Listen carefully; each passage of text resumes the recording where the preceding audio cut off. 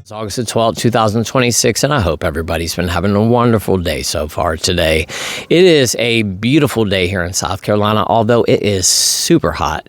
There is not a cloud in the sky, the sun is shining, but it is also baking at the same time. I mean, it is hot out here. I was just working on my driveway just a little bit ago, and man, it is hot. It is a very, very hot day, but I hope that wherever you are watching this right now, I hope that you've had some really nice weather today, and I hope everybody's been able to stay sober today as well. You know, this journey is just one day at a time. You know, we have to take it one day at a time. You know, just whatever happened yesterday, you know, that is in the past now, and whatever you're worrying about that's coming tomorrow, 6 months from now, stop thinking about that. Let's just worry about today, in this moment, and can we make it through today sober? At the end of the day, it's just one day at a time. You know, before you know it, you're at 3 days, and then next thing you know, you're at a week, and then you're at 3 weeks, and then you're at a month, and before you know it, you're at 3 months, and then you're at 6 months. And then before you know it, you're at 365 days, and you got to that year, that 365 days, just one day at a time. We put our pants on one leg at a time. We live our life one day at a time. Why would we not take our sobriety one day at a time too, guys? It's just we have to hang in, do our very best, and if we fall down, pick yourself right back up and keep going forward. Keep trying and don't give up. We have to do this one day at a time. But anyway, what I want to talk about in today's video is the fact that it gets easier, because it does. You know, I come on here and talk about some of the difficulties that I have in my life and things like that, but that's just all they are, is they're difficulties. And each day I make it through each one of these difficulties, and I don't drink when they arise. You know, I just make it through one more day. But like I said, today I want to talk about the fact that it does get easier, because it really truly does. As time goes on, it gets easier. The further we get away from, you know, drinking or using or whatever the bad habit that you had is, you know, it gets easier day by day. So like I said, that's what I want to talk about in today's video, the fact that it does get easier. And let's go ahead and dive into it. I still remember when all this happened, the first time that I got sick. Well, the first time I ever ended up in the hospital sick. You know, I'd gotten pancreatitis many a times before. I just never went to the hospital for it. But this time is different. You know, this time I was throwing up black coffee grinds. You know, I was bleeding internally. I was white as a ghost. I mean, it got really close to me not being here anymore. And after that, you know, after I got out of that hospital stay, I just didn't drink again. But I remember the very first, that first summer of my sobriety and how difficult that was, because it really truly was. It was so hard. And the thing is that it's not like I went into it trying to get sober, because that's not the way that it happened. As a matter of fact, it was completely different than that. You know, I was drinking super heavy right before I got sick. I was binge drinking. I was drinking every single day.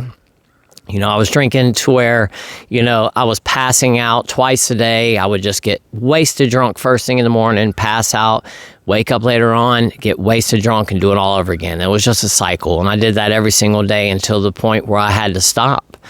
And like I said, I didn't go trying to quit. It just kind of happened. It fell in my lap. And then here I am with this situation that I'm in now. You know, I was used to drinking every time I had a problem. I was used to drinking every time that I got bored.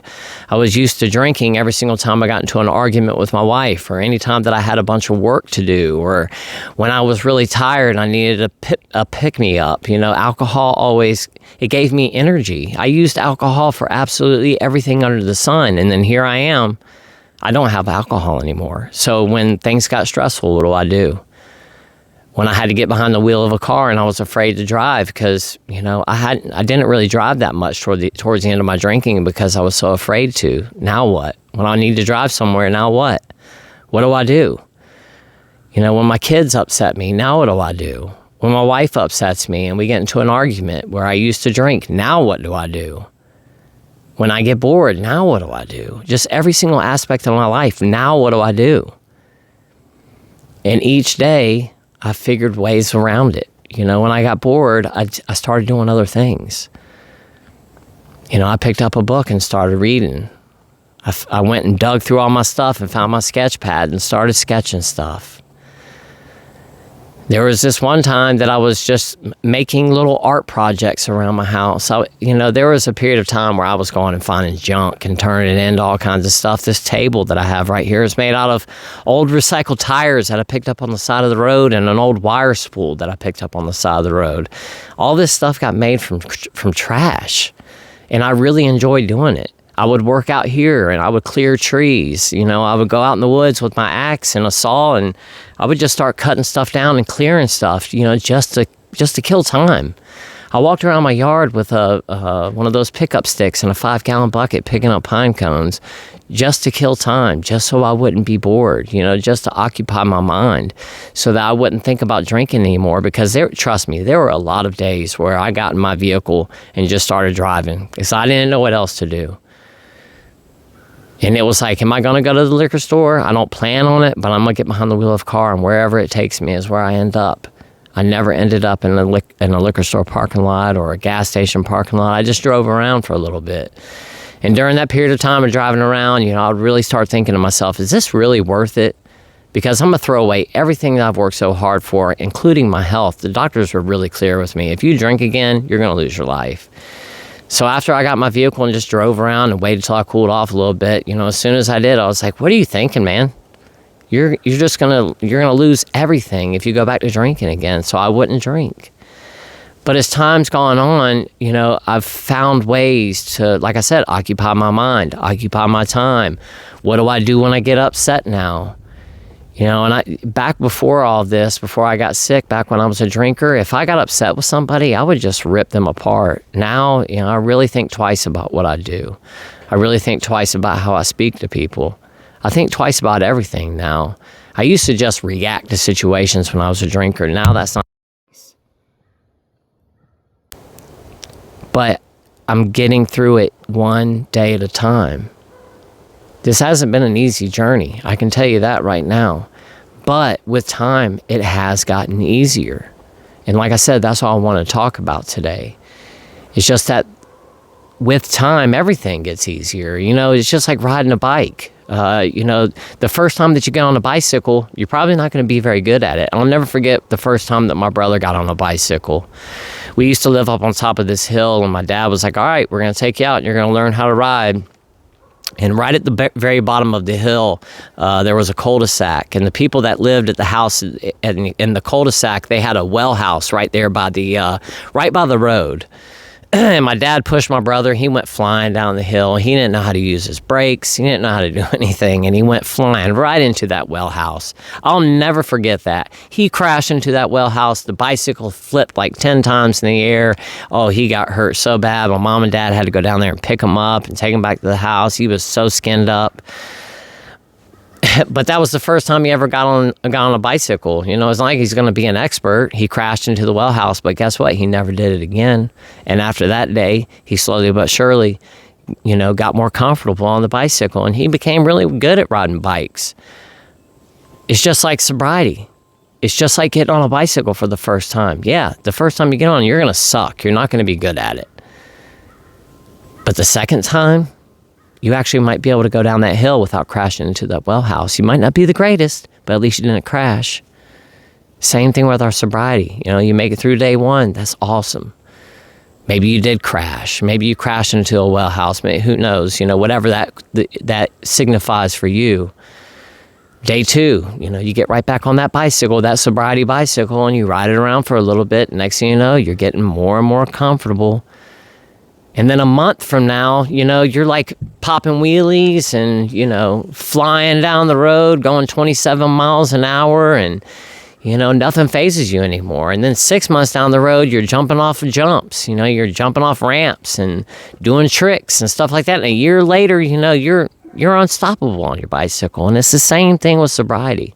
I'm not saying that in 1 year you're going to be unstoppable, because, riding bikes and sobriety are two different things. But, you can still look at them the same way, that with time we get better at things. And the same thing applies to our sobriety. With time, we get more comfortable. With time, we learn ways to handle situations in our life that we used to just throw alcohol at every single time when we were in active addiction. Oh, I'm upset today, I'll drink. Now, when you get upset, now what are you going to do? How are you going to approach this now? Are you going to go flip out on somebody and lose your temper, and, or are you going to go smash a bunch of stuff and break it and punch through walls and bust windows out? Or are you going to take a second and think about it and think about the right approach? And now that you're not drinking anymore, you're probably going to be a lot less apt to flip out on people and act crazy on people. Because I know back when I was a drinker, I used to flip out all the time. I used to go crazy all the time. And since I've gotten sober, I'm not going to say that I don't every once in a while, but for the most part, I'm pretty even keel. I don't get like that much anymore. And I try my best whenever I do get upset. Next time, just avoid the situation that got me upset. What can I do to avoid this situation? What can I do to get away from it? Earlier today, somebody really upset me. And I was going to just call them up and really rip them apart. And I thought about it for a little bit. I called my wife at work and I told her what was going on. And I'm not going to get into what happened on here, but I told my wife what was happening and how upset that I was. And, told her I was probably going to call them and rip their, what apart. And after thinking about it for a little while, after I got off the phone with her, I was like, what is that going to do? And what is that going to prove? And is that person, are they actually really going to get what I'm saying? Are they going to take in what I'm saying, or are they just going to get on the defense immediately? And I thought about it. I was like, you know what? They're just going to get defensive. They're just going to get upset. They're going to say that I attacked them. And they're not going to accept responsibility for, what happened. So I said, you know what? It's just not even worth it. So I just went in there and just blocked their number. I said, you know what? They can't bother me anymore now. So that's the way it is. They were stressing me out. They were, doing something that really upset me, and now they can't bother me anymore. And I'm just going to leave it at that, because I already know what's going to happen if I call them up and we get into it. And, next thing you know, I'm really going to get upset. And anytime that I get really angry or upset, the first thing I think about is drinking. And I don't want to go there today. And, it's thinking about things like this in advance, thinking to yourself, if I approach this situation in this manner, I'm going to get angry. It's going to make me think about drinking. Now, what's another way to attack this? What's another way to handle this situation where I'm not going to get angry? And think about it like that. Avoid your triggers at all costs. What can you do to avoid those triggers? With time, we get better at avoiding those triggers. It's just like I was talking about the other day, when you go to the grocery store, stay away from the bread aisle with the alcohol on it. Like I said, in almost every single grocery store, they have the bread and the wine and the alcohol on the same aisle for whatever reason. If you need a piece of loaf of bread, go to the deli and get it. Send somebody else to go grab you a loaf of bread. Grab a loaf of bread right from the end of the aisle and don't look at the rest of that. Avoid the alcohol aisle at all costs. What's the point in going down there? There's no point. Avoid it. When you have to go to the gas station, don't walk back to the back where the beer is. Why are you going to go back there and look at that? It's only going to tempt you to have a drink. Trust me, I know, because I've walked back there before and looked at it for a second, and it's very tempting. There's all these different kinds and flavors, and they have all these bright colors and cool writing on it and all kinds of stuff, and just stay away from it, and definitely don't walk into any liquor stores. Just stay away from them. If liquor was your thing, do everything you can to avoid even driving past the liquor store that you used to go by, because it's going to be a trigger. And like I said, with time, you're going to get better and better at avoiding those triggers. You're going to get better and better at handling situations in your life without just going to drink. When you get upset now, what are you going to do? Maybe go for a walk. Maybe get in your car and go for a drive. Maybe sit down and just read a book. Maybe do some breathing exercises. Maybe listen to some classical music on your phone and just take a second for yourself. Whatever it is that you need to do to calm yourself down when you get upset, do it. And with time, you'll get better and better at these things. You'll know exactly what to do immediately when you get upset or somebody, cuts you off in traffic or something like that. Instead of jumping out the car and screaming at them, and the next thing you know, you're like, I'm drinking today. I got so upset. You're just looking for excuses to drink at that point. Like I said, find a better way to handle the situation. Don't get out and scream at the person. Just stuff like that happens in life. Just move on. Because I know from experience that when I get upset, when I get really angry, that's when I really, really think about drinking. And it's different for all of us. We all have our own triggers. Maybe when you get bored, that is like the biggest trigger for you. It's not the biggest trigger in the world for me. When I get bored, I just, I'll go sit down and watch YouTube, or I'll read a book or something. I can find something to do pretty quick. I've got so many projects that I have to do around here on the farm. There's always a project that needs tended to. So if I'm bored, I'll just go outside and work on that if I feel decent enough to do so. But it took me time to do that, because back in the day, I would just sit around twiddling my thumbs thinking about, what, I need a drink. I can't take it anymore. I need to go to the store and buy alcohol. That is the only way I'm going to calm down. That is the only way I'm going to stop being so upset, is to drink. And with time, I realized, no, that's not the case at all. I know how to calm myself down now without drinking. And the thing about it is that back when I was in active addiction, anytime I got upset and I went to drinking, all it did most of the time is it got me even more angry. I drank to calm myself down, and then I would start sitting there thinking about whatever I was going through, whatever had me upset, and I'd start stewing on it when I was drinking, and then I got liquid courage in me. So now I'm really going to turn around and call somebody and rip them apart, or go to their house and knock on their door and rip them apart. That's what I did when I was in active addiction.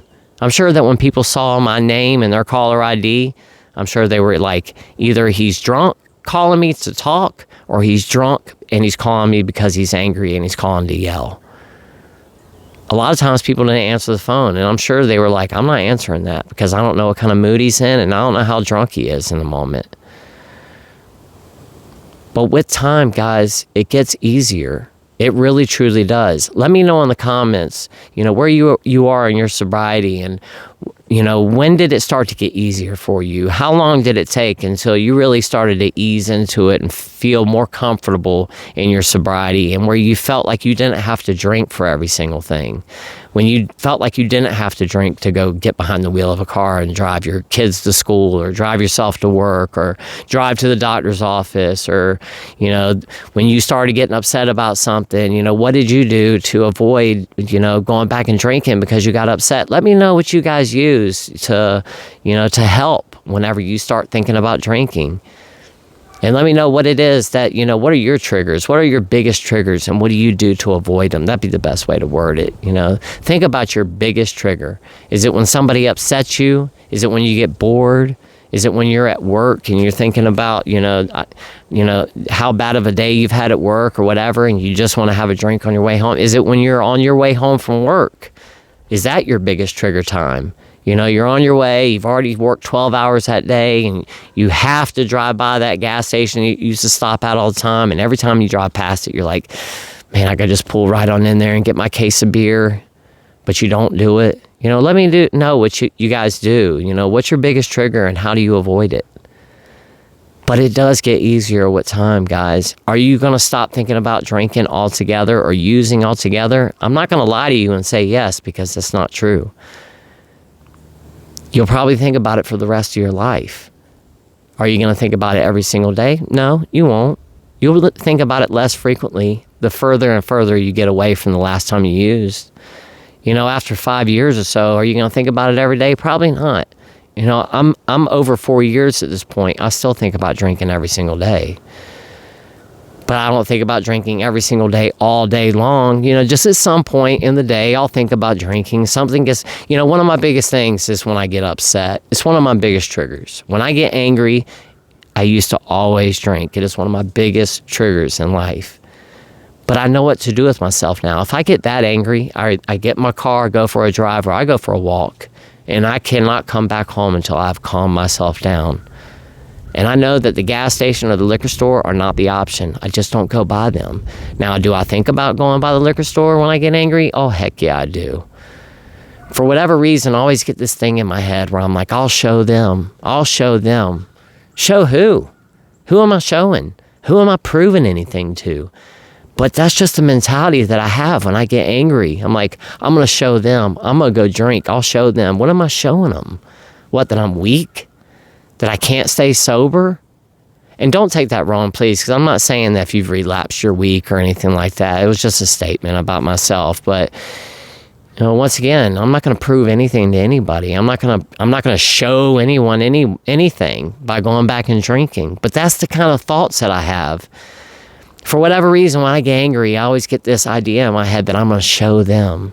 Once again, I'm going to show who? Show my wife? Show my kids?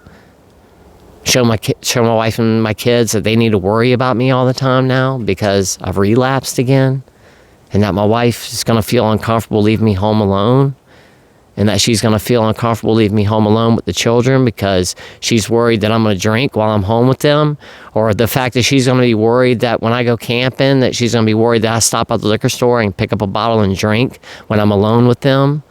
I don't want to add that kind of stress to her life, and I don't want to do that to her ever again. You know, there's a lot to it, guys, and we all have to go through our own personal journey, and there's going to be things that are going to be different for all of us in our sobriety. But with time, it does get easier. You know, you just have to find what's best for you. What's best for you when you get upset? What's best for you when you get bored? And you got to really think about what your triggers are. Write them down. And really sit there and think about what you're going to do the next time that you start to feel triggered. What's your action plan? What are you going to do to not go to the store and drink?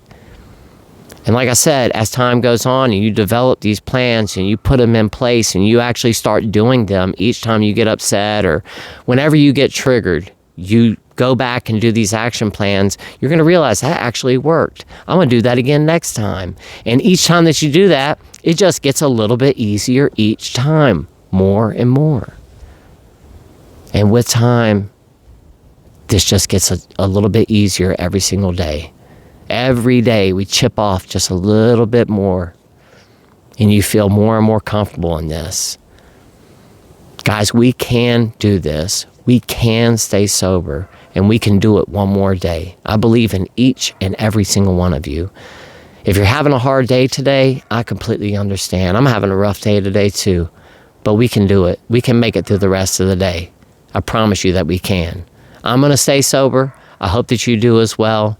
And until tomorrow, guys, I will see you all then. I hope y'all have a wonderful rest of your day. I love you guys so much. And until tomorrow, y'all have a wonderful rest of your night. Bye-bye.